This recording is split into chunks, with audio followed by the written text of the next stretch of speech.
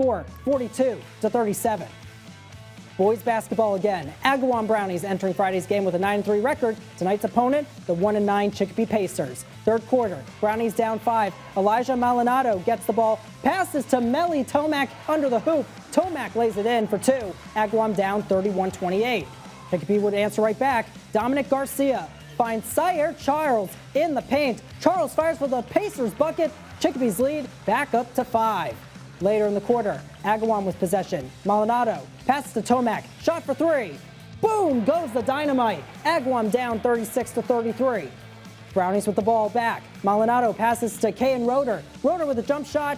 Good for 2. Pacers lead down to 1. Next Chicopee possession.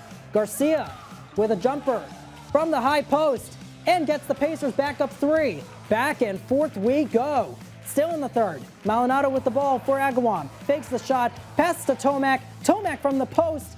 It is in for the deuce. Agawam down 1 once again. And then near the end of the quarter, Pacers ball. Garcia passes to Jay Serrano on the outside. Serrano buries the third straight three-pointer for the Pacers. Chicopee now up 49-40, but Elijah Maldonado and the Agawam Brownies would come back to get the win, 62-58 over Chicopee. What a battle between these squads.